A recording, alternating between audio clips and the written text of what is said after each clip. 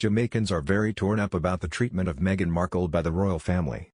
Prince William expressed his profound sorrow over abhorrent slavery in Jamaica, but stopped short of an apology, something many Jamaicans called for ahead of the Duke and Duchess Caribbean tour. But residents also consider the treatment of Meghan Markle a strong issue and a fresh wound. Jamaican attorney and reparations advocate Bert Samuels told Newsweek, "Jamaicans were very torn up to hear about Harry and Meghan's issue, and Harry and Meghan's interview with Oprah Winfrey, and that has torn us. That's William's brother, that's his nephew, and for Harry to have been treated the way he was, and worse yet Meghan." Motions in Jamaica are still running high a year on from Prince Harry and Meghan Markle's interview with Oprah Winfrey, in which the couple made allegations of racism against an unnamed member of the royal family, a prominent lawyer has told Newsweek.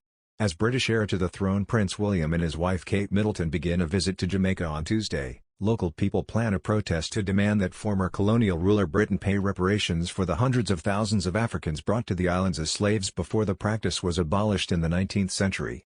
For some Jamaicans, the allegations of racism within the royal family made in last year's Oprah interview, when Meghan said an unnamed royal had commented on how dark her unborn child's skin might be, add another irritant. Jamaican attorney and reparations advocate Bert Samuels has told Newsweek that the accusation struck a serious chord with people on the island. He said, "Jamaicans were very torn up to hear about Harry and Meghan's issue, and Harry and Meghan's interview with Oprah Winfrey, and that has torn us. That's William's brother, that's his nephew, and for Harry to have been treated the way he was, and worse yet Meghan. The Jamaicans are very hurt by the treatment of an African-American woman in that family. William needs to speak to that when he comes in, as it were. He should come here with an apology, not only for slavery but for the treatment of a black woman who had to run out of the palace with her husband. That's a strong issue and that's a fresh wound." Amid the storm created by the Oprah interview, Buckingham Palace released a rare statement saying, "The issues raised, particularly that of race, are concerning. While some recollections may vary, they are taken very seriously and will be addressed by the family privately."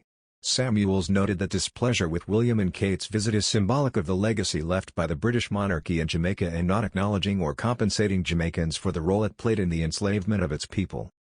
"We see no reason to celebrate 70 years of ascension of William's grandmother to the British throne because her leadership, and that of her predecessors, have perpetuated the greatest human tragedy in the history of humankind, that is chattel slavery for 300 years.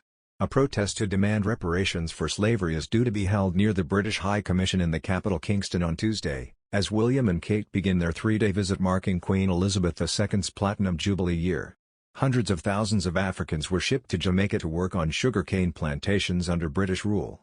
The British Parliament passed a law abolishing slavery in 1833 which included compensation for slave owners but not for slaves. Jamaica gained independence from Britain after 300 years in 1962. The protest comes as increasing Republican sentiment on the island is moving towards removing Queen Elizabeth II as its head of state. Queen's Counsel Hugh Small, a distinguished legal voice in Jamaica, has told Newsweek that overall there is absolutely no enthusiasm for this visit. "And I think that the majority of Jamaicans feel that it is not relevant at this time.